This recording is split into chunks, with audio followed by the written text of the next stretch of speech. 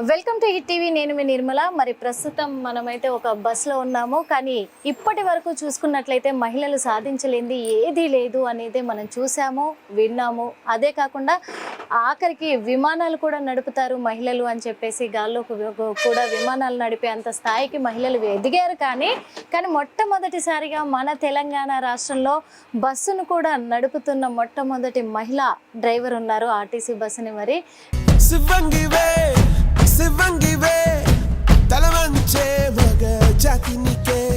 మనం చూస్తూనే ఉన్నాం, అదే బస్సులో ఉన్నాం. ప్రస్తుతం అయితే మిర్యాలగూడ టు హైదరాబాదు బస్సును డ్రైవ్ చేస్తూ ఉన్నారు. ఎందుకంటే మహిళలు తలుచుకుంటే ఏది కాదు అనేది, ఏదైనా సాధ్యమే అనేది ఉంది. కాబట్టి ఇప్పుడైతే ప్రస్తుతము ఇది కూడా చూస్తున్నాము. ఎంతోమంది మహిళలు పైలట్లు అయ్యారు, చూసాము. కార్ డ్రైవింగ్ చేస్తూ ఉన్నారు, బైకులు నడుపుతూ ఉన్నారు.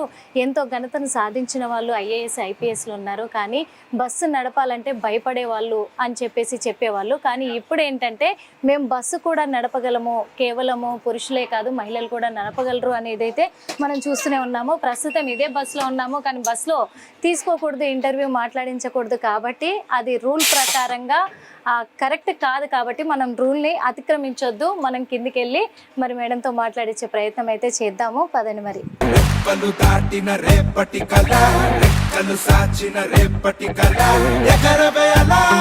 కూడా నల్గొండ ఈ రూట్లో ఈ బస్సు వస్తూ ఉంటుంది. ఈ బస్సులో తను అక్కడి నుంచి ఇక్కడి వరకు కూడా తనే డ్రైవ్ చేసుకుంటూ వస్తారు. మళ్ళీ ఇక్కడ నుంచి కూడా వెళ్ళిపోతూ ఉంటారు. మధ్యాహ్నం వరకు తను డ్రైవింగ్ చేసి వెళ్తూ ఉంటారు. మనకు కనిపిస్తున్నారు. మరి ఇక్కడే డ్రైవింగ్ సీట్లో కూడా ప్యాసింజర్స్ అందరూ దిగుతూ ఉన్నారు. అంతేకాదు తన పేరు సరిత. మరి సరిత మహిళా డ్రైవర్గా చేస్తూ ఉన్నారంటే ఎంతో మహిళలు గర్వించదగ్గ విషయం అని కూడా చెప్పుకోవచ్చు. ఎందుకంటే ప్రస్తుతము ఎలక్ట్రికల్ బస్సు డ్రైవర్గా చేస్తూ ఉన్నారు. తను ప్రైవేట్గానే చేస్తూ ఉన్నారు టెంపరవరీగా. కానీ తనకి మాత్రము పర్మనెంట్గా చెయ్యాలి అనేది కూడా మనము భావిస్తున్నాము, కోరుకుంటున్నాము. తన ఆశ కూడా అదే. ఎందుకంటే ఒక మహిళ చూడండి ఎంత ధైర్యంగా బస్సు నడిపిస్తూ ఉన్నారంటే ఎంత గొప్ప విషయం అని చెప్పుకోవచ్చు. అది తెలంగాణలోనే సాధ్యమైంది మొట్టమొదటిసారిగా కూడా. అది మనం గర్వించదగ్గ విషయం అని చెప్పొచ్చు. మరి కిందికి వస్తారు తను, ఎందుకంటే ఇక్కడ లాస్ట్ స్టాప్ కాబట్టి ఎంజీబీఎస్లో ఇక్కడ ఆపారు. తను దిగుతున్నారు కూడా. తను దిగిన తర్వాత మనం తనతో మాట్లాడించే ప్రయత్నం అయితే చేద్దాం. ప్రతి ఉదయం సిద్ధమే కదా విజయానికి వేదికై సదా గమ్యానికి గాలివాటుగా. ఇప్పుడు ప్రస్తుతం బస్సు అయితే పక్కకు ఆపి ఉంచాము. ఎందుకంటే బస్సులో తీసుకుంటున్నామని అనుకుంటుండొచ్చు. కానీ బస్సు పక్కకు ఆపి ప్యాసింజర్స్ అంతా దింపేసి మరి మాట్లాడిస్తున్నాము.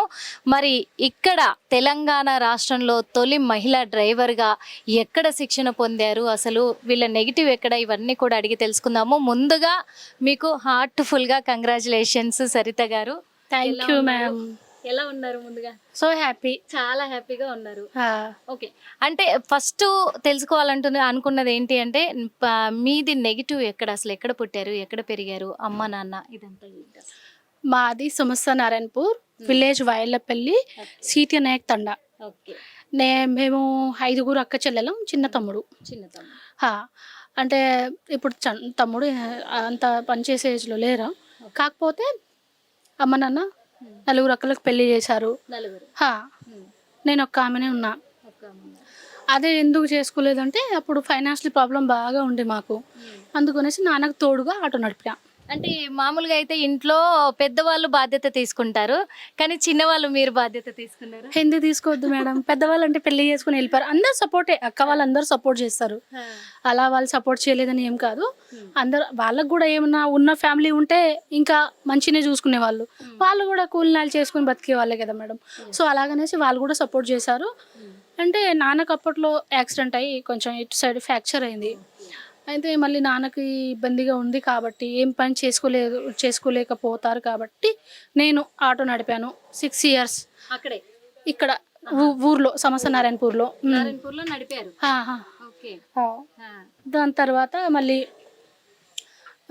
నా జర్నీ హైదరాబాద్కి రావడం, హైదరాబాద్ నుంచి ఒక మేడం పరిచయం అవ్వడం, మళ్ళీ ఢిల్లీకి వెళ్ళడం, ఢిల్లీలో డిటీసీలో చేరడం, డిటీసీలో 10 years వర్క్ ఇవ్వడం, మళ్ళీ 10 years తర్వాత మళ్ళీ తెలంగాణకు రావడం, తెలంగాణ గవర్నమెంట్ సహకరించడం, సో తెలంగాణ డ్రైవర్గా చేయడం. అంటే మీకు ఆ మేడం సలహా మేరకే ఈ బస్సు డ్రైవింగ్ నేర్చుకోవాలి అని చెప్పేసి అనిపించిందా, లేకపోతే అంతకు ముందే ఎలా ఈ థాట్ వచ్చింది మేడం? లేదు మేడం, ఇంతకుముందే ఇక్కడే నేర్చుకున్నాను.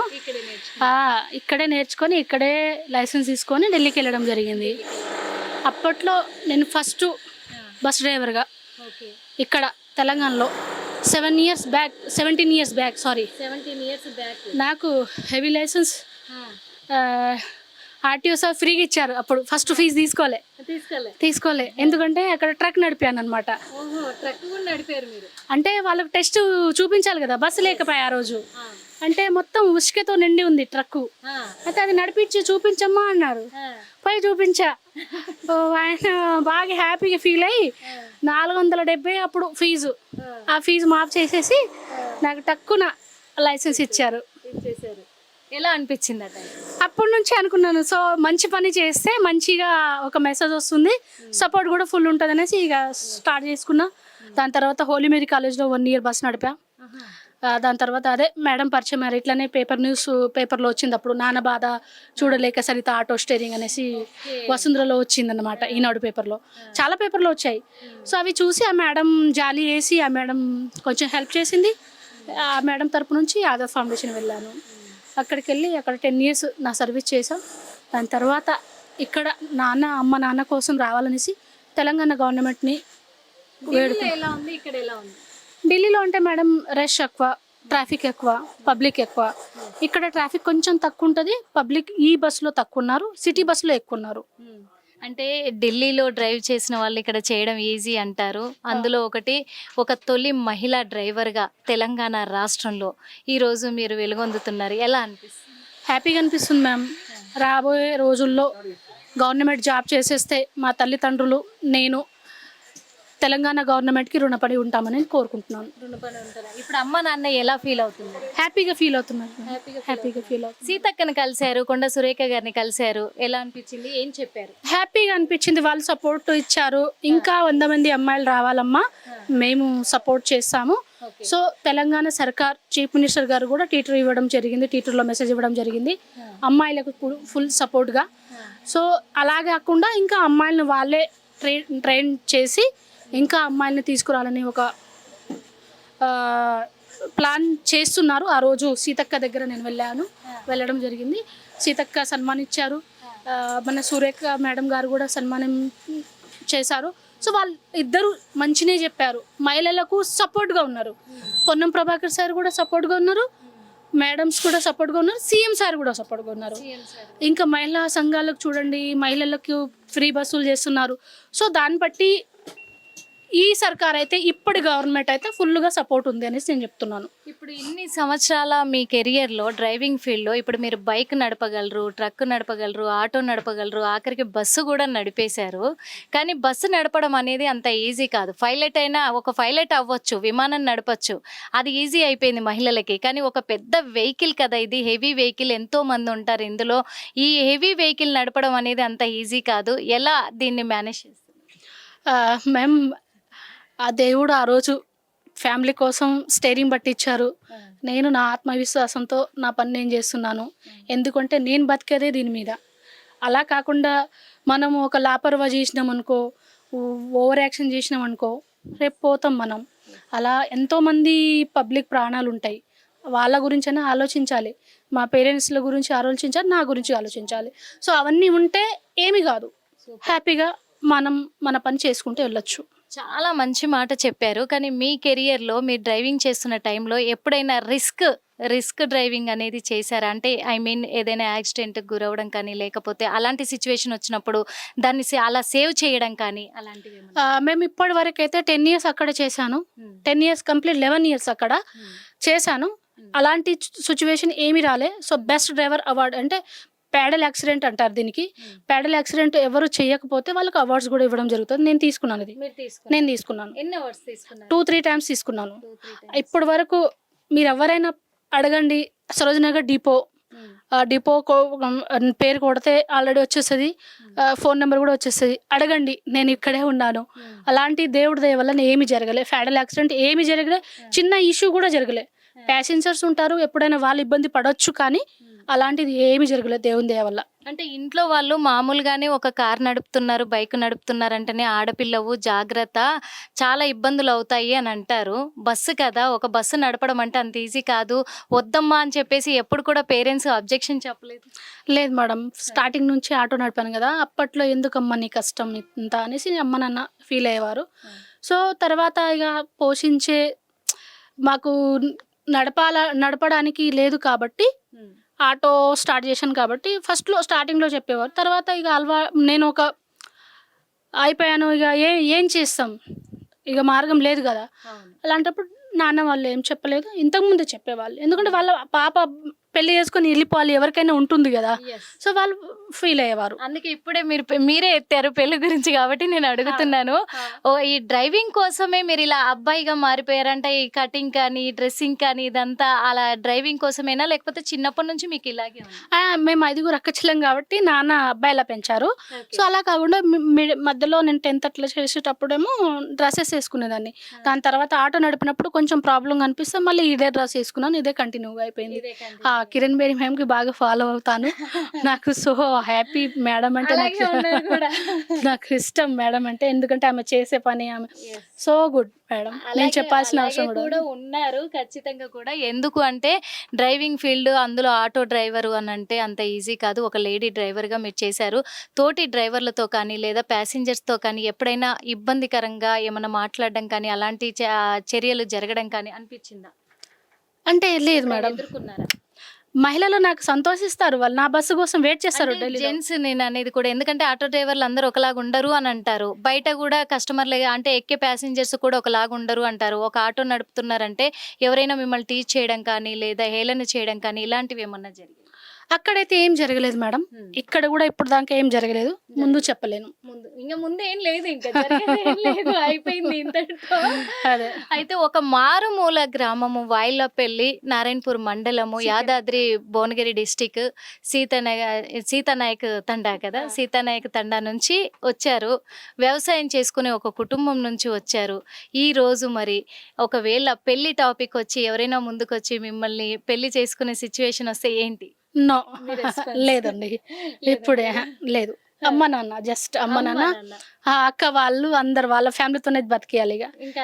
లేదండి, మీకు పెళ్లి అనే చాప్టర్ లేదండి, లేదు లేదు, అది ఆపేసుకొని ఈ పనికి వచ్చేసాను. Non stop.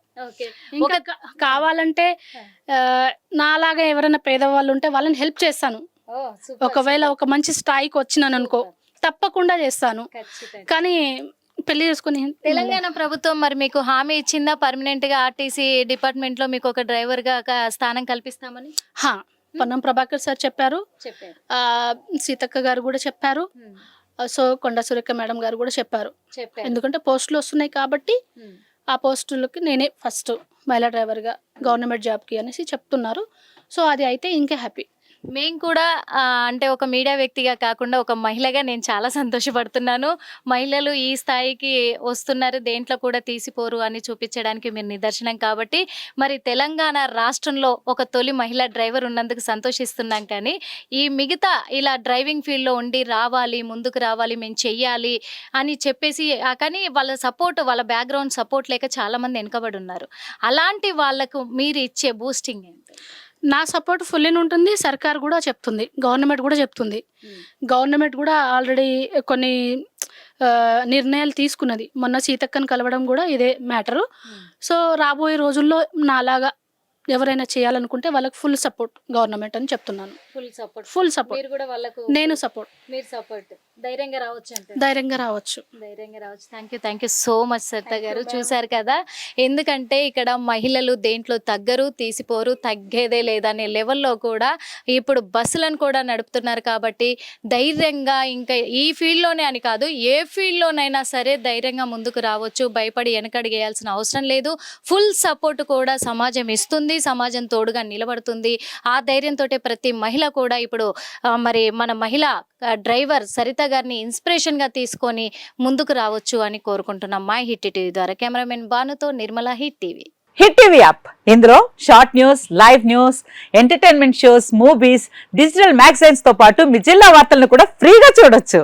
ఇంకెందుకు ఆలస్యం, వెంటనే హిట్ టీవీ యాప్ ని డౌన్లోడ్ చేసుకుని ఫ్రీగా ఎంటర్టైన్మెంట్ పొందండి. Hit TV app. Hit TV app. Hit TV యాప్ని ఫ్రీగా డౌన్లోడ్ చేసుకొని ఎంజాయ్ చేయండి. మీకు నచ్చిన ఎంటర్టైన్మెంట్ కోసం హిట్ టీవీ యాప్ ని ఫ్రీగా డౌన్లోడ్ చేసుకుని ఎంజాయ్ చేయండి. హిట్ టీవీ యాప్ని డౌన్లోడ్ చేసుకుని ఆస్వాదించండి, ఆశీర్వదించండి. ఇంతమంది సెలబ్రిటీలు హిట్ టీవీ యాప్ ని డౌన్లోడ్ చేసుకోండి అని చెప్తున్నారంటే ఎంత మంచి యాప్ ఆలోచించండి. అమెరికా అమెరికా అమెరికా అమెరికాలో చదవాలనుకునే వాళ్ళకి విశ్వసనీయమైన పేరు మన శౌర్య కన్సల్టెన్సీ. UK లో 1 year masters. UK లో 1 year masters. 2 years work permit up to 5 years visa. Contact Saurya Consultancy. Contact 89851 89851.